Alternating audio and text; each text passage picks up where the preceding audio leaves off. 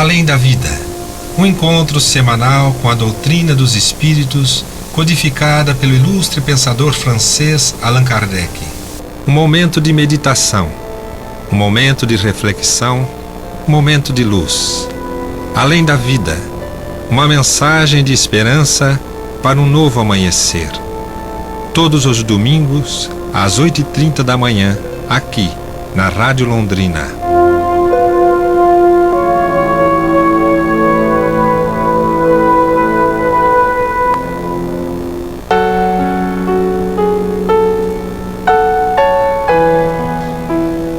Bom dia, prezados ouvintes da Rádio Londrina. Aqui quem vos fala é a Terezinha. Bom dia, Marcos. Bom dia, Antônio Marcos. Bom dia, Cacá. Que nós possamos ter uma manhã de bastante luz, de bastante aprendizado, rogando sempre a espiritualidade amiga que nos ampare, nos abençoe, nos dando então a serenidade para que a gente possa fazer esse programa com maior entendimento, levando também uma mensagem de amor a cada um que nos ouve. Bom dia, Antônio Marcos. Bom dia, Teca. Hoje, com a presença do meu xará, o Marcos Antônio, eu sou Antônio Marcos. Hoje estamos com ambientes recheados de Marcos. Bom dia, Cacá. Bom dia, meus queridos irmãos ouvintes. Vamos sempre com o pensamento em Jesus, né? Para que possamos, nessa sintonia fina com o Mestre, estarmos ligados a este amor e aprendermos com amor. Isso é muito importante, né, Marcos? Sim, sem dúvida. Bom dia, ouvintes. Bom dia, Terezinha. Bom dia, Antônio. Bom dia, Cacá. E que a paz de Jesus entre no lar de cada um de vocês, dos ouvintes, e que tenhamos serenidade, que possamos levar um conforto a cada um de vocês.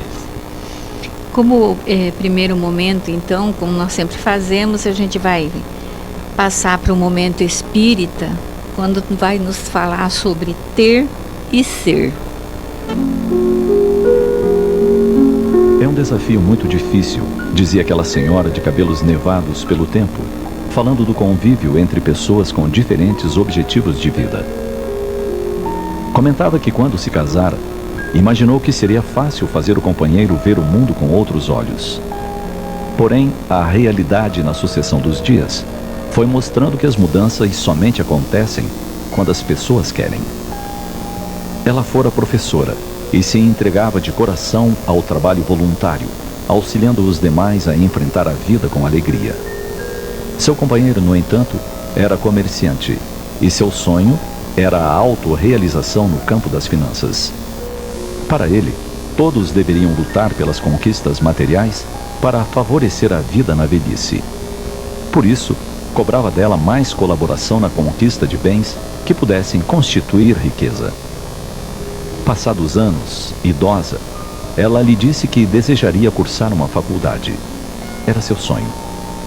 Dele recebeu somente críticas pela sua maneira de encarar a vida, como se fosse uma fantasia. Será que ela não percebia que estava próxima da idade de morrer? Para que criar ilusões? Ela silenciou com o coração retalhado.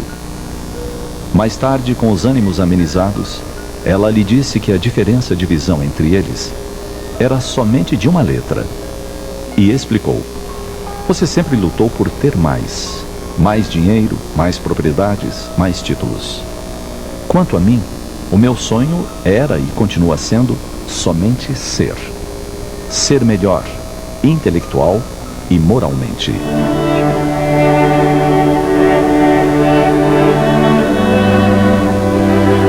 Nesta vida, presos à realidade material, quase todos ficamos aturdidos e nos enamoramos pelas posses terrenas. A busca que nos encanta é a do poder. Lutamos incansavelmente, nos jogando na tarefa de possuir tudo o que nos possa destacar. O poder do dinheiro nos faz sentir uma falsa superioridade junto aos demais, porque podemos adquirir o que quisermos. Dizem os sábios que quando desejarmos conhecer profundamente um indivíduo, basta lhe conferirmos qualquer poder. São ilusões materiais que cegam e nos apresentam esse suposto ar de superioridade. Jesus, que conhecia profundamente as almas humanas, alertou-nos a respeito das posses que deveríamos acumular. Seus ensinamentos visavam as riquezas espirituais, as únicas que, depois de conquistadas, nada, nem ninguém nos poderá retirar. Disse-nos dos talentos que devemos trabalhar em nós, a fim de nos enriquecermos intimamente. Naturalmente, enquanto na terra, necessitamos buscar meios honestos de ganharmos o pão de cada dia, garantindo-nos o sustento. Porém, como somos estrangeiros, passando uma temporada na terra, não podemos nos descuidar da bagagem que levaremos ao retornar à casa verdadeira que nos aguarda. Essa bagagem é constituída do conhecimento que adquirirmos, dos sentimentos que burilarmos e do bem que fizermos. Somos espíritos imortais em busca de luz. Somente o amor e a sabedoria têm o poder de nos conferir enriquecimento definitivo. Saibamos optar pelo caminho que nos faça brilhar interiormente, irradiando luz ao nosso redor. E então, simplesmente, sejamos felizes.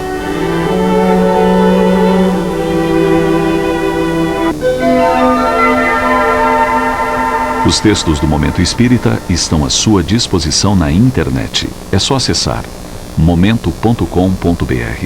Mais informações, ligue 41 3223 6174, Curitiba, Paraná.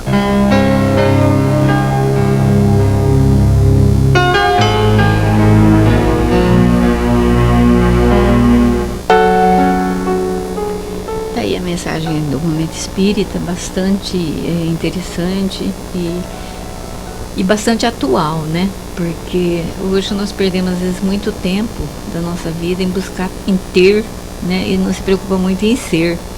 A gente vê assim, às vezes famílias, né, que se desdobram em trabalhos para que o filho tenha uma segurança maior, para que tenha um futuro mais tranquilo quando chegar a velhice, né? E acaba trabalhando, e pega lá 2 empregos, 3 empregos e uma correria danada e esquece de ser, porque eles não têm tempo para eles, só pensa no que eles vão conseguir.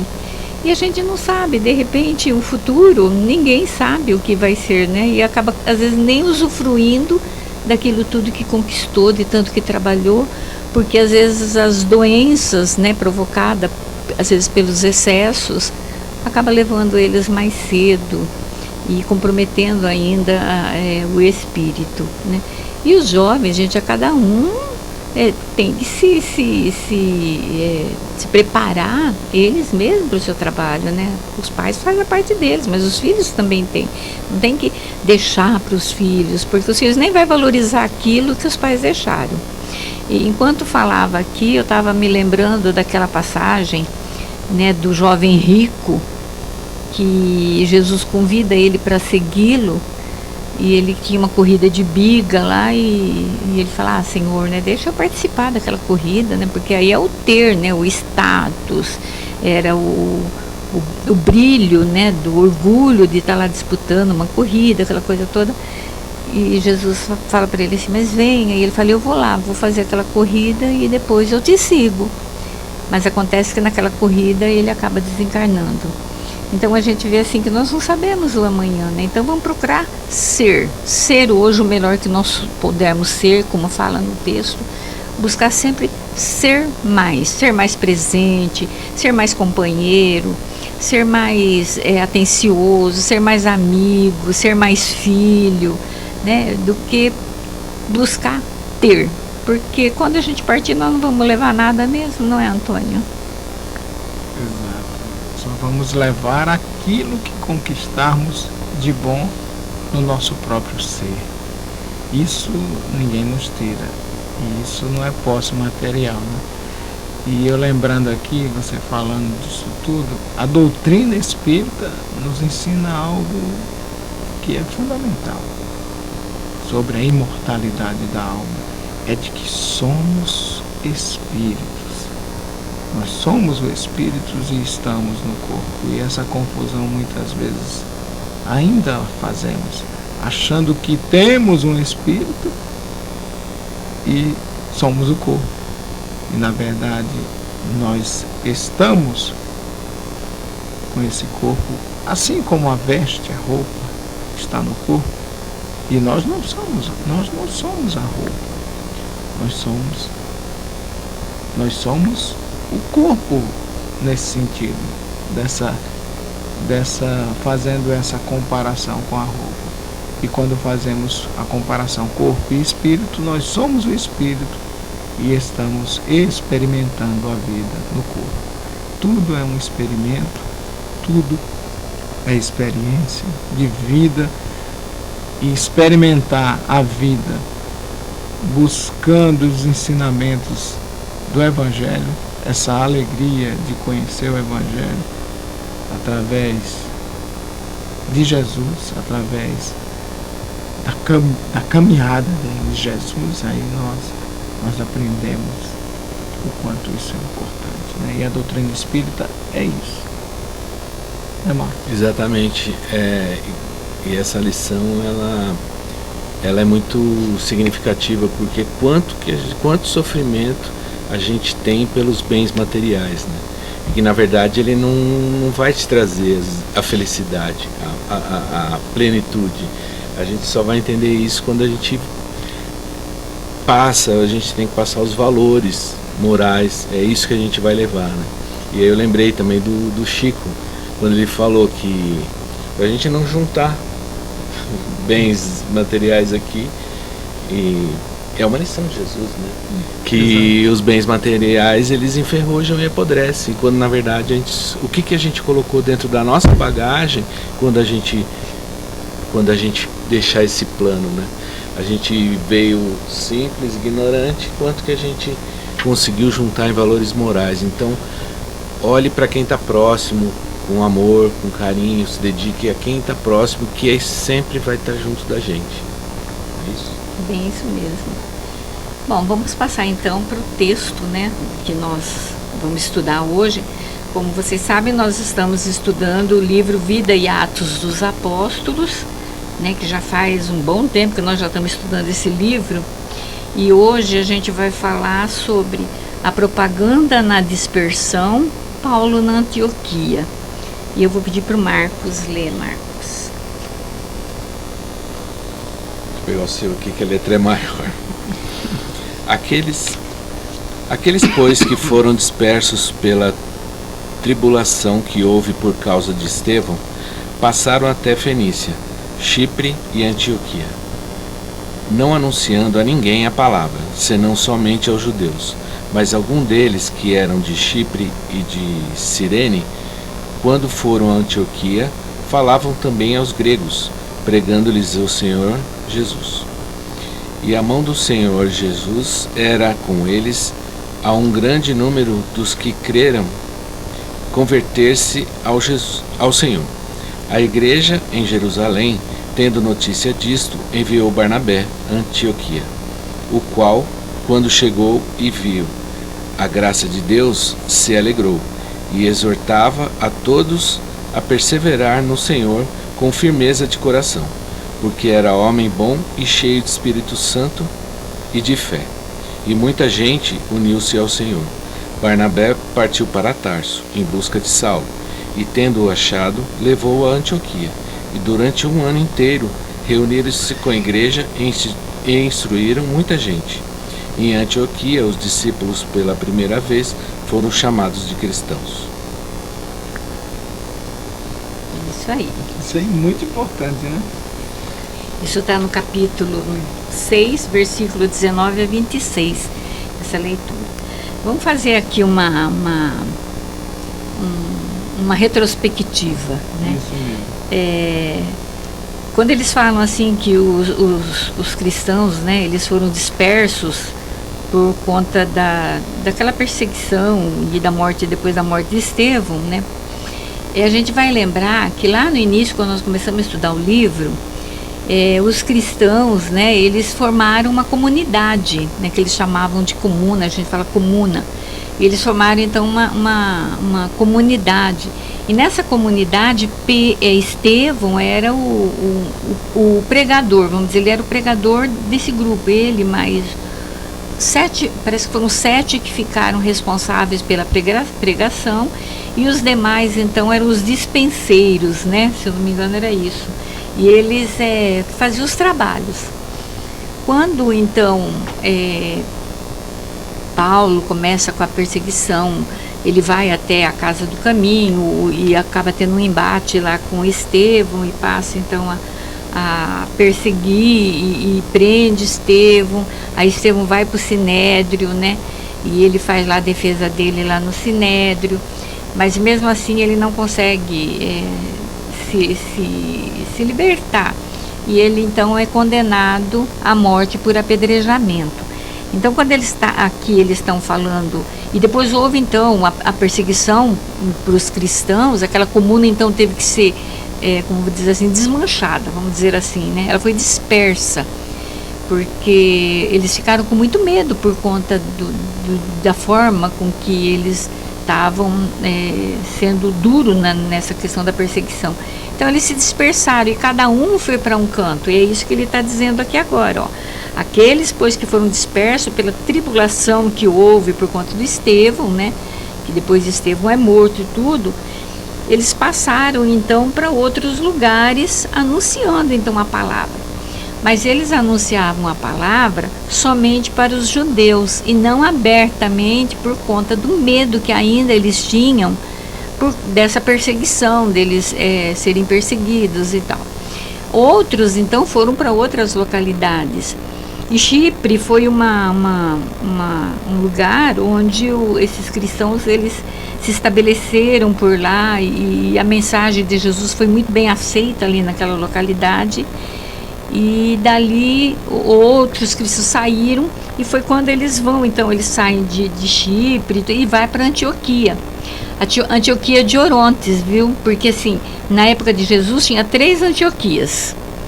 Essa que está narrando o texto é a Antioquia de Orontes, porque ela ficava às margens do rio Orontes. Então a gente fala que é a Antioquia de Orontes. E aí eles já tinham se passado já um bom tempo, né, entre os primeiros que lá foram até chegar a esses de Chipre e de outros lugares. Então eles já estavam mais confiantes, vamos dizer assim. Então eles chegam lá e começam então a falar não só para os judeus, mas eles falavam para os gregos, para quem estava lá. Eles falavam abertamente já os ensinamentos de Jesus. E esses ensinamentos e as palavras foram bem aceitas, né, Antônio? Eles aceitaram os ensinamentos que esses cristãos, esses novos cristãos iam lá levar, né? É uma região diferente, cosmopolitana. Que tem muito, é uma cidade maior, inclusive, que Jerusalém, onde tinha muitas pessoas diferentes. Existia uma certa liberdade, tanto para coisa boa como para coisa ruim. Então essa liberdade era diferente daquela coisa ortodoxa de Jerusalém, porque lá na igreja, lá na Casa do Caminho, de onde eles foram dispersos,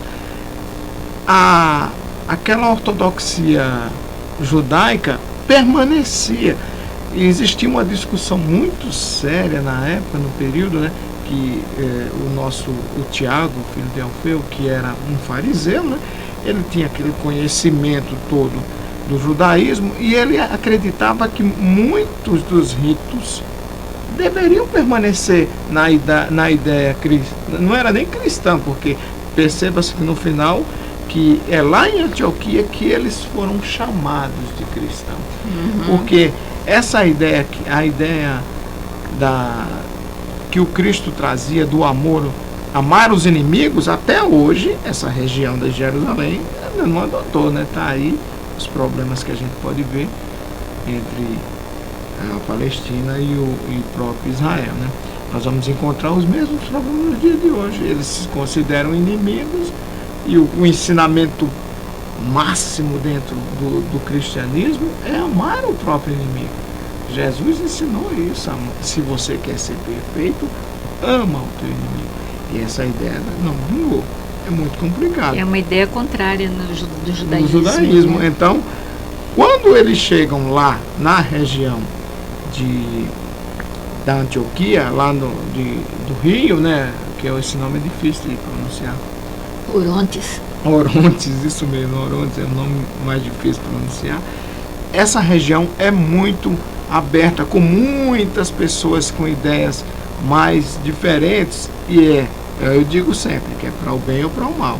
Então, quando chega essa ideia nova que é trazida por esses que foram dispersos de lá de Jerusalém, eles vão trazendo os ensinamentos de Jesus, já passaram-se mais de um ano, eles começam a perder o medo e começam a divulgar. E nós vamos lembrar no livro Paulo e Estevão que Saulo, que ainda não é Paulo, né? Saulo, ele é o responsável pela dispersão, que ele que põe todo mundo para correr com o evento do apedrejamento de Estevão. Estevão é assassinado, todos os outros não queriam morrer daquela maneira, fogem, vão embora lá, cada um para uma região, e esse grupo que está em Antioquia vai ter o contato de novo com Saulo, só que dessa vez depois do evento que ele passa em Damasco, depois que ele vai perseguir, todo mundo conhece essa história, ele vai buscar Ananias, e ele já está se recuperando da cegueira, ele já está melhor, ele já passou pela humilhação de ser rejeitado pelos próprios parentes, que os parentes não queriam vê-lo, e ele fica, a gente vai encontrar isso onde? Não em Atos dos Apóstolos, nós vamos encontrar isso escrito na obra Paulo e Estevão. Depois que Barnabé chega, Barnabé é aquele trabalhador que não aparece, ele fica ali quietinho, um homem espirituoso, uma mediunidade de inspiração, um contato com Jesus permanente. Barnabé tem aquele contato com Jesus permanente. É uma coisa incrível, eu chego a me arrepiar só de lembrar de Barnabé. Ele está em contato com o Cristo. E aí Saulo fica na porta, ele ainda não fala, é Barnabé quem fala na igreja, ali, a gente fala igreja, naquela congregação que ele se reuniu, a gente usa a palavra igreja, mas ainda não é uma igreja como hoje, né? Temos que compreender que é diferente. E aquelas ideias de Jesus são disseminadas novamente. A boa nova começa a caminhar novamente, agora num outro terreno. A gente vê, né, Antônio, que na verdade a perseguição, né, que houve para os cristãos, ela não foi de todo mal. Exatamente. Foi o mal que levou ao bem. Houve sofrimento, a gente sabe, houve muito sofrimento, foi uma coisa triste. Mas se a gente for pensar, foi a partir dessa perseguição, foi a partir dessa debandagem, vamos dizer assim, dos cristãos, essa propaganda, por isso que fala propaganda da dispersão, porque eles fizeram propaganda da Boa Nova em todo lugar que eles iam. E por conta disso é que a gente fez, por conta dessa perseguição, foi que fez surgir, então, esse novo núcleo, né? Essa nova congregação, sim, ali naquela região. Lá na igreja, formando então a igreja da Antioquia. E o que é mais interessante, que ela estava, como ela é longe, né? Porque a gente vê no mapa Jerusalém aqui embaixo, Antioquia, longe, lá em cima, muito longe. Muito então, longe, perto de onde hoje é a Turquia, sim, né? Sim, na região da Turquia. Então, a gente vê assim, que a distância era bem grande, então as informações não chegavam assim muito rápido, como até para nós, assim, naquela época não chegava. Mas não a gente vê, não tinha. Então a gente vê que a igreja de Antioquia, né, aquela comunidade, né, porque não era uma igreja como se fosse um templo, né? A gente fala igreja, mas era uma comunidade, era uma congregação. Uma congregação de irmãos. De irmãos, isso. E a gente vê que lá onde eles estavam muito longe, né, dessa influência judaizante que tinha em Jerusalém. Exatamente, essa coisa ortodoxa. Sim, que tinha em Jerusalém, porque em Jerusalém a gente tinha Tiago, como você disse, que ele era assim, filho de Alfeu. Ele era Tiago, filho de Alfeu.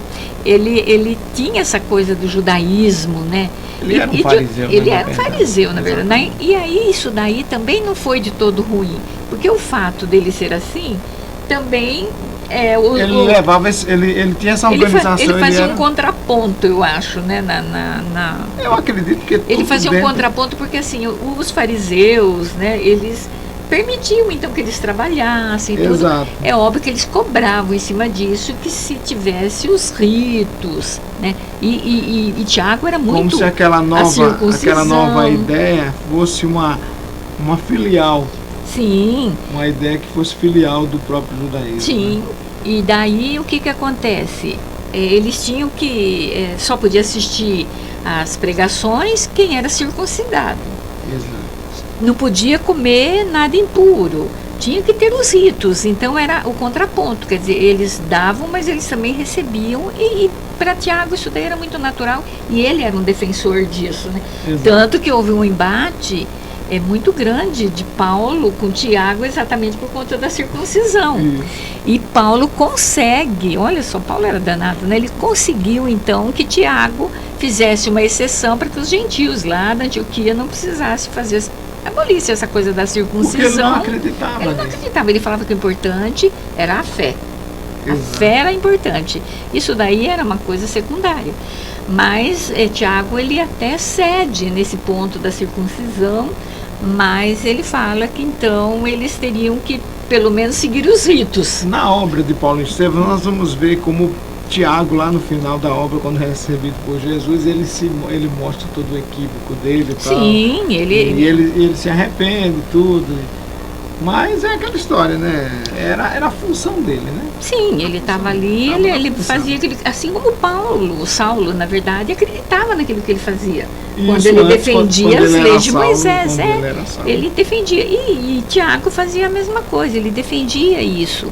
Então a gente vê assim que, só que era uma coisa assim que a igreja do caminho, que era de Jerusalém, ela estava perdendo um pouquinho daquilo que A essência do a ensinamento essência do do Cristo. ensinamento do Cristo, porque quem é que estava lá? Eram aqueles que estiveram com Jesus, que seguiram, que andaram com Jesus. E na verdade aquilo lá não estava sendo feito porque ficava atrás dessa coisa do judaísmo. E Paulo, eu acho que você se lembra, isso está na obra também de Paulo e Estevão, que quando Jerusalém passava por um problema problema administrativo, aquelas coisas lá na casa, e eles pedem então para que Paulo, como ele era meio assim conciliador e ele era muito inteligente, pede para que Paulo vá até lá. E Paulo vai e tenta resolver o que pode lá, fica lá uns dias e volta com Barnabé. E ele e Barnabé foram para lá. E quando eles estavam voltando para Antioquia, eu até anotei aqui para não esquecer, porque eu achei muito interessante, quando ele está voltando para Antioquia, ele fala assim para Barnabé: Barnabé, fiquei muito preocupado com o que vi aqui, porque se continuar assim, a mensagem do Cristo haverá de morrer. Haverá de ser sufocada por conta dos preconceitos e por conta dos dogmatismos de então, que era o que estava acontecendo na casa de Jerusalém, na casa do caminho. E ele continua falando assim, porque o que ele percebeu quando ele foi lá é assim, que a casa ela fazia muita assistência, ela tinha se transformado numa casa assistencial. Mas a mensagem do Cristo mesmo já não era mais difundida ou falada como era quando Paulo esteve lá a primeira vez, quando ele teve contato com Estevão. Então ele viu como que era. Exatamente. E aquilo lá impressionou. Quando ele ainda era Saulo. Quando ele ainda era Saulo. E aquilo impressionou ele. Porque por mais que ele defendesse a ideia de Moisés, aquela coisa, ele lá no íntimo, lá no fundo, ele admirava, ele foi tocado, ele admirava aquilo e as palavras de Estevão. E ele fala, ainda continua falando para Barnabé: Barnabé, corpos enfermos, corpos necessitados sempre existiram e sempre existirão. Na tarefa cristã, o auxílio material não deve ser negligenciado.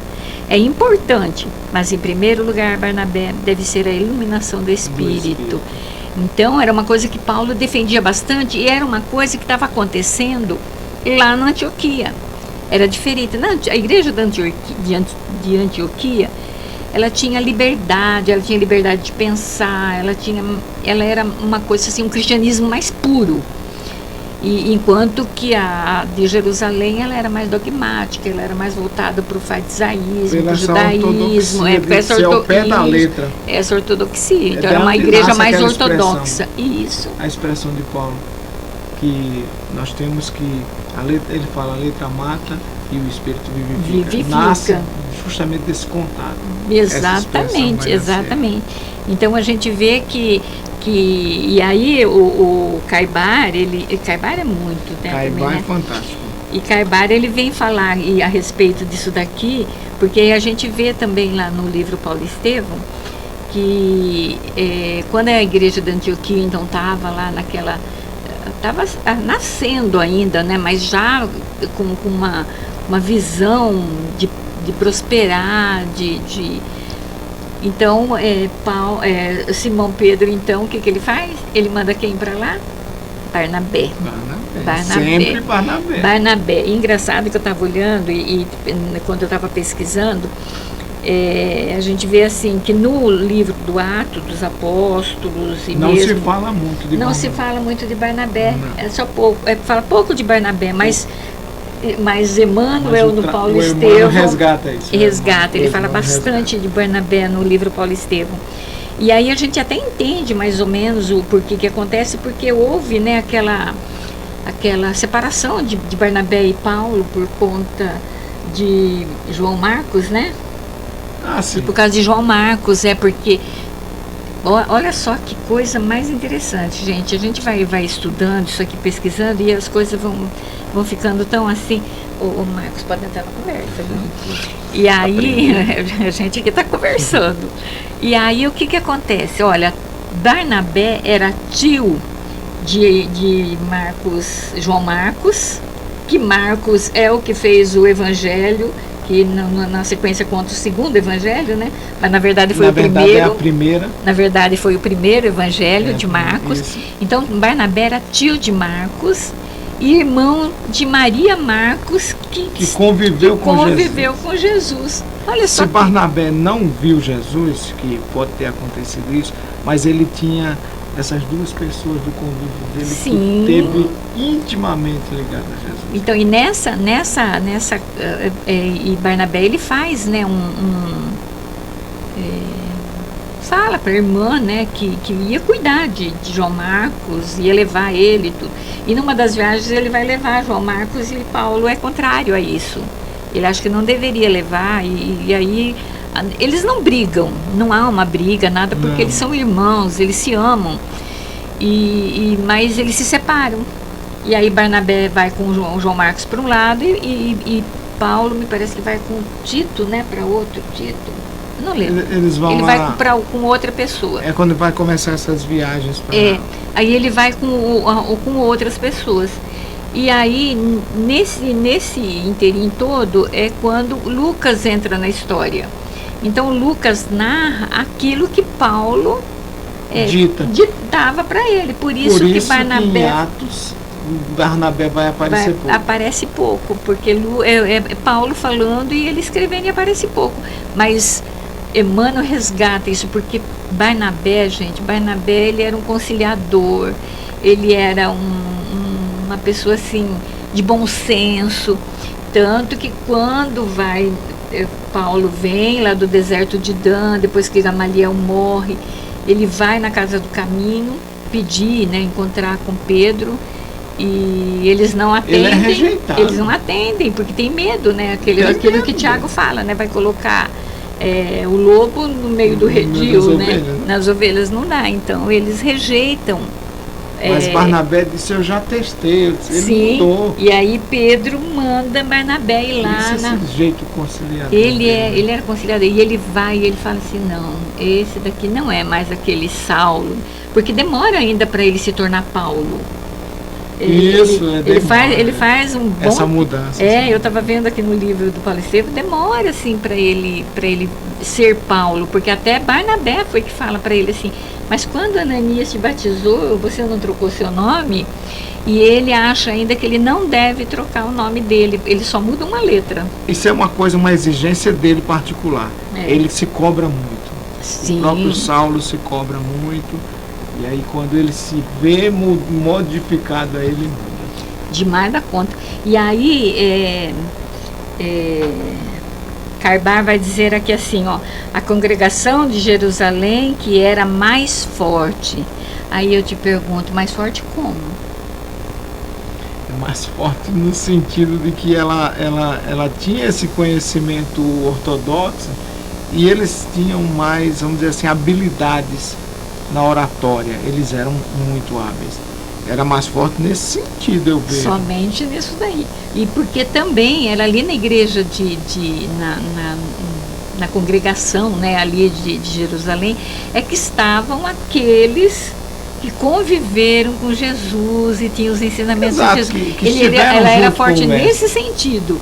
Porque o contato físico que eles tiveram, né? Então ela era aquela uma que auxiliava teve, né? As igrejas nascentes.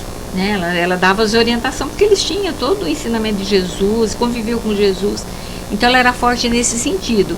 Mas do cristianismo puro mesmo era Antioquia.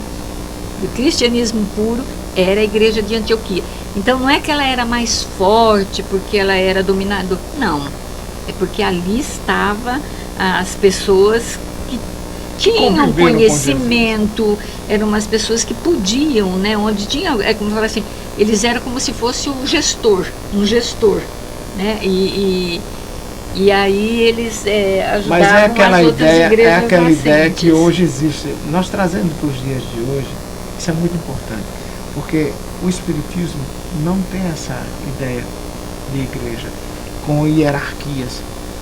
Dentro do Espiritismo existe uma liberdade, tem uma organização onde as pessoas são livres para pensar, dentro, obviamente, dessa doutrina que foi codificada.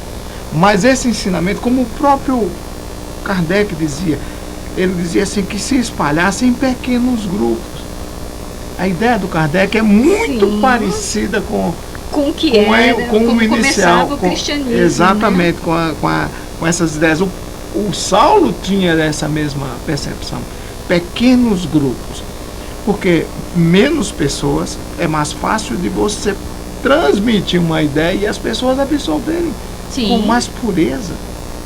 A ideia, quando nasce o Espiritismo, a ideia é como o próprio Cristo diz: eu vos enviarei um outro Consolador. É a experiência do Cristo de novo nascendo no nosso meio, dentro de nós, espiritualmente é o importante, o ensinamento espiritual, porque tudo é ilusão no material, tudo se passa, o espírito permanece, e esses ensinamentos do Cristo devem permanecer dentro de nós muito forte, na nossa conduta, na nossa ação. Não é à toa que no Livro dos Espíritos nós temos uma questão que Kardec perguntou: qual é o exemplo de homem para nós seguirmos? Jesus, ver Jesus. É para ver Jesus, ver o comportamento de Jesus, ver o comportamento desse homem, como ele agia, com a sua paciência, com o seu amor, com o seu se doar pelo outro, servir. Ele mesmo dizia: o Filho do Homem não tem uma pedra para recostar a cabeça. Ele não veio para ser servido, ele veio para servir. Esse é o ensinamento que o Espiritismo traz de volta em espírito. Mas é uma coisa, Antônio, que nós temos que, em Marcos, né? Nós temos que tomar, às vezes, muito cuidado com as nossas casas. Para não ter a ortodoxia. A ortodoxia, exatamente. Com essa questão de querer preservar a pureza da doutrina e mas não deixar essa liberdade. Sim, quer impor determinadas coisas ou não deixa que o novo chegue. Exato. Não é querer que se mude coisas básicas. Não, nós temos um alicerce, tá lá. nós temos um alicerce forte, mas nós temos que ter essa mente aberta. Muitos questionamentos sobre as coisas de hoje. Você precisa, para ser um médium, você tem que estudar tantos e tantos anos rigidamente determinados percursos de estudo. E é uma coisa que você tem que ser suave. Vamos lembrar, isso aqui já aconteceu. Sim. Isso já aconteceu. Então nós temos que prestar atenção. Está aqui a obra nos voltando a relembrar sobre isso nos dias de hoje. Sem nenhuma crítica a quem pensa assim, de forma alguma. Mas nós temos que Porque nós somos os mesmos que estávamos lá reencarnados. Éramos nós. Então nós estamos aqui de volta, nesse momento de transição. Não devemos esquecer da pureza de Jesus. Não devemos esquecer da alegria de estudar o Evangelho e de colocarmos em nossas vidas essa alegria de viver e deixar as marcas do Cristo em nós. Aí, se me permite, hein? Se você analisar como Jesus conhece cada um, né? Cada missão, o Paulo, ele sabia cada um, ele nos conhece tão bem, muito mais do que nós próprios, do que somos capazes, né? E o desafio sempre é nossa transformação moral. O que a gente está levando para dentro de nossas casas, né? Porque a gente sempre critica muitas coisas, mas o que eu estou levando para minha família? O que eu estou vendo? O que eu estou estudando? O que eu estou sendo o exemplo? Que é o primeiro exemplo que você tem dentro da sua casa. Então o material Jesus traçou tudo, tem seu tempo, né? E a gente vai chegar lá. Não é à toa que o ensinamento do conhece a ti mesmo, trazido pelo próprio Santo Agostinho, que é lá uma herança de Sócrates, um precursor do cristianismo, Sócrates, que o próprio Kardec traz isso na obra do Evangelho segundo o Espiritismo. O conhece a ti mesmo é um trabalho que a gente vem fazendo isso em encarnações e mais encarnações. Bem assim mesmo. Bom, ainda aqui no texto, Kardec vai dizer assim, o Caibar, ele vai falar assim que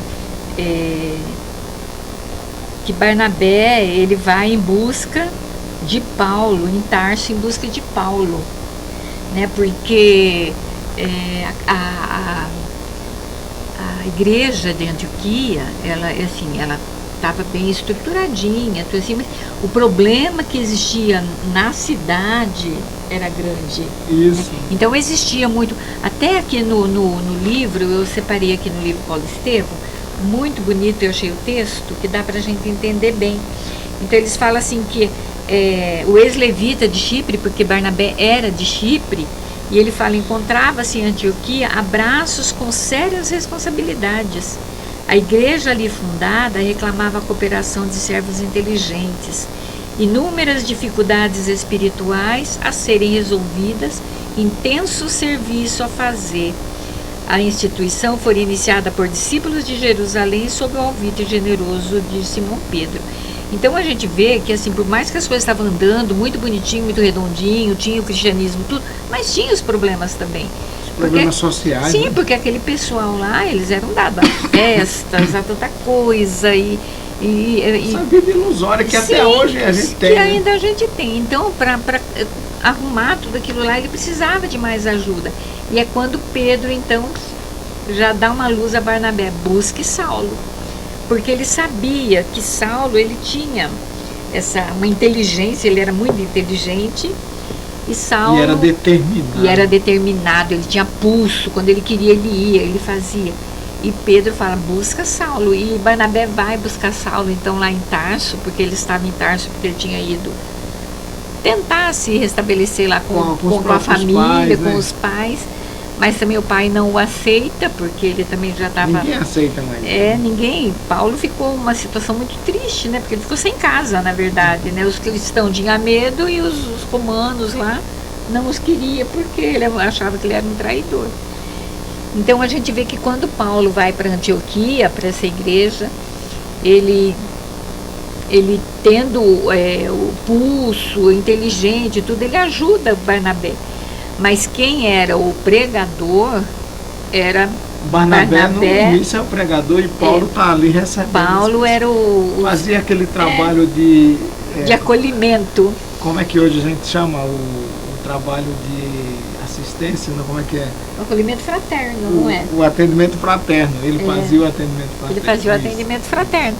Então ele conversava com um, conversava com o outro, ficava ouvindo, dava uma orientação aqui, ele ouvia os problemas ele das ficava pessoas. ouvindo os problemas. Então ele fazia esse trabalho ali, ó, lá da base, que é uma coisa, gente, que a gente tem que tomar muito cuidado, porque às vezes a gente atende pessoas, né, lá no centro, e eu realmente atendi essa semana.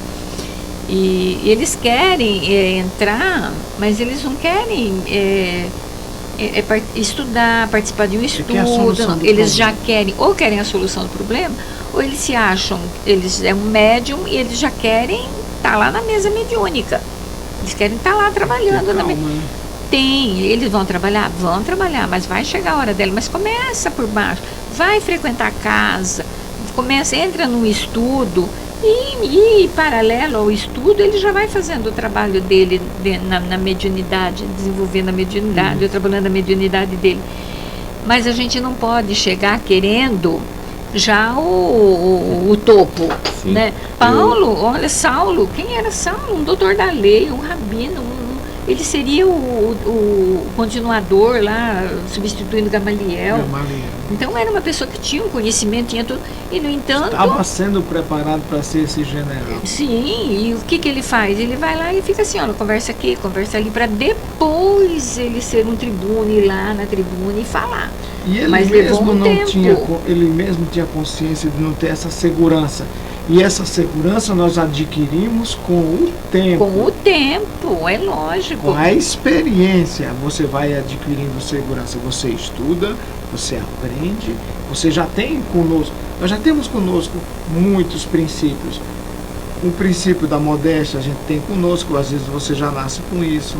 Um pouco de humildade, de abnegação, mas essa segurança você vai adquirir com o tempo. Você só adquire não tem. Com o tempo.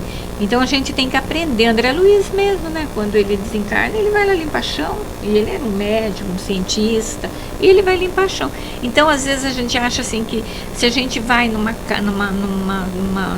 casa espírita ou no segmento religioso de que participa, gente, não queira já sentar nos primeiros lugares. Jesus já fala isso. Não queira sentar lá nos primeiros lugares, né? Mas fica lá atrás, senta lá mais lá atrás, vai fazendo aquele servicinho mais assim e vai fazendo sempre esse serviço que um dia alguém vai te perceber e vai te chamar, ó. Vem, meu filho, vamos trabalhar. Você está pronto para trabalhar, o trabalho te espera. Agora você vai entender uma frase do Caibar. Ele diz lá no outro capítulo que nos libertou do sacerdotismo. Porque em outras religiões você teria que ser um sacerdote. Você tem que participar da hierarquia para poder trabalhar. Para poder trabalhar. Então a doutrina espírita nos libertou. Ela nos libertou nisso. É o que fala aqui na introdução do livro, né, Paulo Estevam, ele fala assim, né, que sem Estevão não haveria Paulo. Exato. Ele fala bem isso, é verdade. Mas eu ainda falo assim, olha, mas sem Barnabé também não existiria Paulo. Barnabé vai buscá-lo. Porque é aquele que está em contato com a mediunidade dele. Ele ajuda a fazer aquela transição de Saulo para Paulo, né? Ele está ali. Ele está inspirado por Jesus. Ele tem essa mediunidade e Barnabé está inspirado por Jesus. E aí ele vai lá. Porque tinha medo, todo mundo tinha medo. Sim, nossa. Então, a gente tem que ver isso, exatamente isso daí. Quer dizer, as coisas não acontecem ou não se faz sozinho, de uma hora para outra, não. Todo mundo tem que estar junto, todo mundo participando. Sim, é todo mundo. Porque assim, se você tem uma água lá na mesa, alguém levou aquela água. Alguém levou a água. Alguém colocou lá. Se você chega, as janelas já estão tudo abertas, alguém fez isso. Então, alguém varreu, alguém limpou. Isso. Então, é um trabalho que todos são importantes, desde o que está lá pregando, ou palestrante, até aquele que está lá varrendo o chão é importante. Sim. Dentro de um trabalho, dentro de uma comunidade. Todos têm a sua importância. O que nós não podemos é achar que nós somos os insubstituíveis ou somos os melhores. Paulo, ele encontrou o caminho dele e fez um trabalho que hoje, se tem o cristianismo aqui, ó, para todo lado aberto, tem muito desse homem. Tem muito desse homem aqui, ó, trabalhando. Ele não deixou a peteca cair, não. Ele foi e teve lá. Ele falou, se é para morrer, que morra. Eu morro, mas eu morro defendendo aquilo que agora eu acredito. Essa ideia, exatamente. Essa ideia que ele acreditava agora, que era Jesus. E trabalhava por ele. E ele não admitia que o outro balançasse, ficasse em dúvida, ou fizesse corpo mole. Ela achava que tinha que ir, tinha que fazer. Ele era bem firme nisso daí. Então, gente, olha, esse assunto, nós falaríamos dele aqui ainda mais coisa, né? Nossa, mãe do céu. um assunto É longo. empolgante. É empolgante, a gente começa a falar, a gente se empolga, porque, nossa, é muito interessante. Mas nós temos que dar continuidade e a gente vai passar agora, então, para a reflexão espírita, né, do José Antônio, quando ele vai nos falar sobre o anjo da guarda, e hoje, então, vai ser a segunda parte. Olá, amigos do Reflexões Espírita. No encontro passado, nós fizemos uma abordagem sobre os anjos guardiães. E hoje nós gostaríamos de fundamentar aquelas análises sobre a mensagem de São Luís, Santo Agostinho, da importância de saber de ter um guia protetor, com as questões que Allan Kardec propôs aos espíritos superiores sobre o tema. Então nós vamos ao Livro dos Espíritos, umas questões anteriores.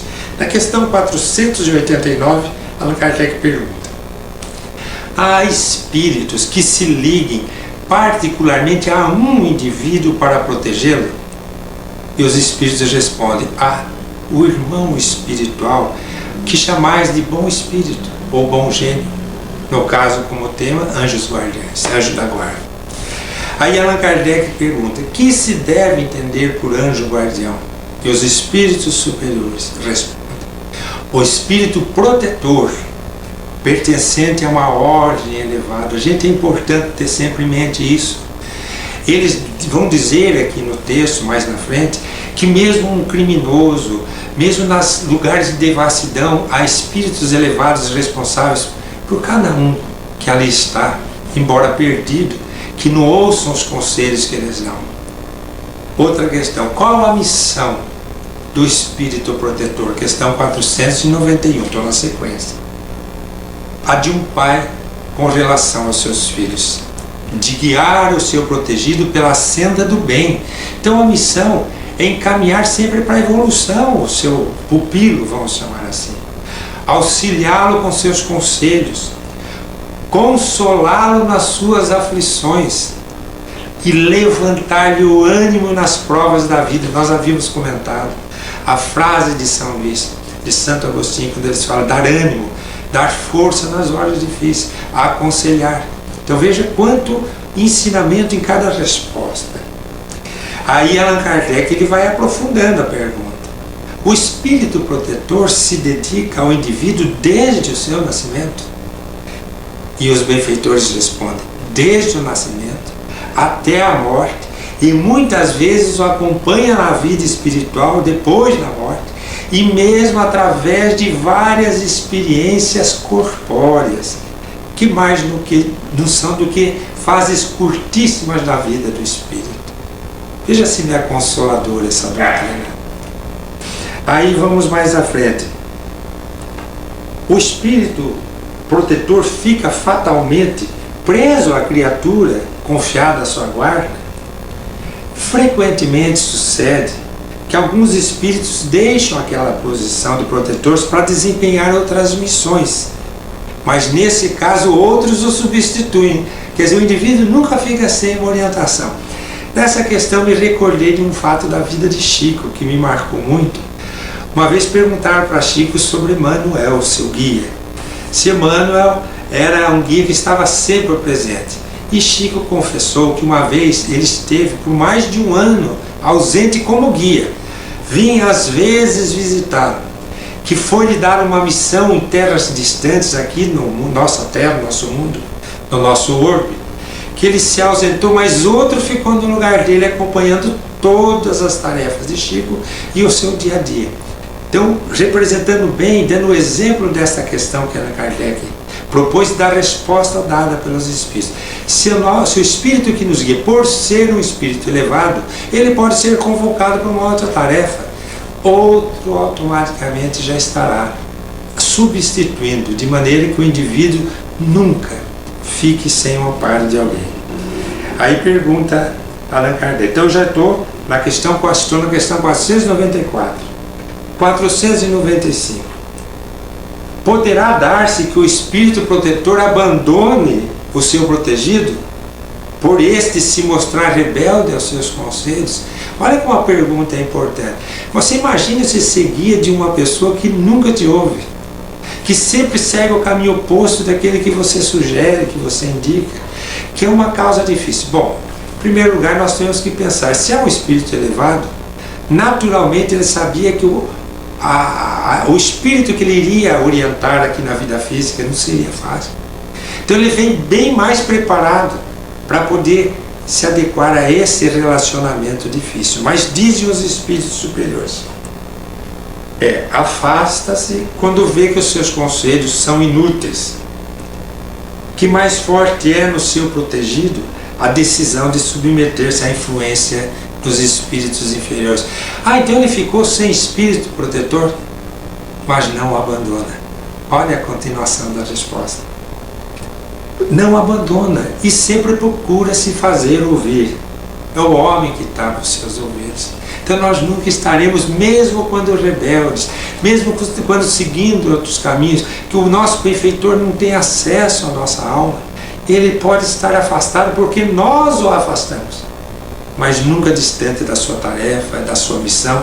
Vai sempre procurar os momentos oportunos para poder ali nos impregnar ou tentar nos influenciar com ideias mais profundas. E dando continuação, vem a mensagem de São Luís de Santo Agostinho, que está no programa que nós fizemos anterior, onde nós vamos então só continuar, onde dizem esses benfeitores: nem nos cárceres, nos hospitais, nos lugares de devassidão, nem na solidão estáis separados desses amigos a quem não podeis ver, mas cujo brando influxo vossa alma sente, ao mesmo tempo que lhes ouve os ponderados conselhos. Se conhecesses bem esta verdade, veja como foi importante para mim. Eu disse no programa anterior que eu vivi um momento, a nossa família viveu um momento muito importante, e como foi importante ler e saber que nós temos ao nosso lado alguém que não nos abandona e que está muito mais preparado para as horas das nossas dificuldades. Então olha que bonita essa frase: se conhecesses bem esta verdade, quanto vos ajudaria nos momentos de crise, quantos vos livraria dos maus espíritos. Então veja, eles vão nos dizendo que é importante para nós sabermos que estamos a sós. Isso nos ajuda na nossa fé. Nós lemos no programa anterior um texto, quando falamos do mecanismo da prece, nós lemos de uma prece que uma senhora católica devota, muito cristã, digna, fez uma prece fervorosa a Santo Antônio de Pádua. Antônio de Pádua recomenda a Bezerra de Menezes que veio atender o caso. Dr. Bezerra conta que quando ele entra na casa onde ele ia dar assistência, a pedido de Antônio de Pádua, pela prece da mulher, a casa já estava povoada de benfeitores, porque os próprios guias daquela família já estavam cuidando do assunto. Eles já não estavam a sós, mesmo antes da prece daquela senhora devota. Então é importante a gente ter essa consciência, nos ajuda, nos fortalece. E vamos ver, nós, diz na mensagem, vos influenciamos as almas, estando embora muito distante de vós, às vezes milhões de léguas. O espaço para nós não é nada. E não obstante viver em outro mundo, os nossos espíritos conservam outras ligações com os vossos. Então aqui, veja bem, aqui se trata de um espírito universal. O espírito que foi canonizado, São Luís, Santo Agostinho, são espíritos de esferas bem elevadas. Então se eles não têm a missão como sendo o espírito protetor de alguém, o anjo guardião, eles são espíritos que nunca estarão ausentes. Quando aquela mulher fez a prece, ele imediatamente se fez presente, orientando todo o tratamento daquele caso em questão, narrado por Dr. Bezerra de Menezes no livro Dramas da Obsessão, através da psicografia de Ivone do Amaral Pereira. Então há os benfeitores e há os espíritos universais por quem podemos estar orando e que estarão ouvindo as nossas preces, como se orarmos a Deus, nosso Pai, a Jesus, nosso Mestre. Tem gente que é devota de Nossa Senhora Maria, a Mãe de Jesus. Os espíritos benfeitores que já estão ao nosso lado agradecem, porque eles já estão cuidando, mas eles vão ter o auxílio de esferas muito mais elevadas que irão nos ajudar Guardemos esses ensinamentos para fortalecermos nossa fé e buscarmos sempre as forças que necessitamos nas horas às vezes mais simples de tomar uma decisão, mas cujo resultado da decisão pode modificar completamente a orientação dos nossos ou dos caminhos daqueles que acompanham nossos passos. Deus os abençoe e até nosso próximo encontro.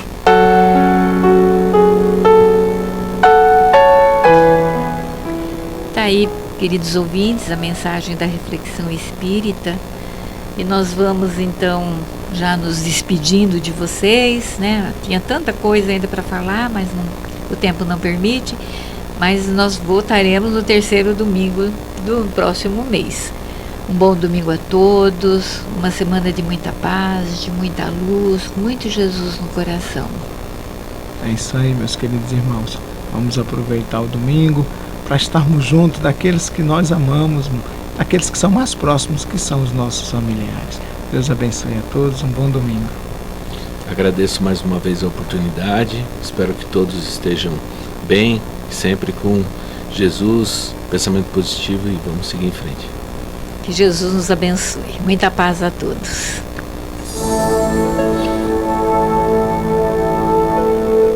Além da vida, um encontro semanal com a doutrina dos espíritos, codificada pelo ilustre pensador francês Allan Kardec. Um momento de meditação, um momento de reflexão, um momento de luz.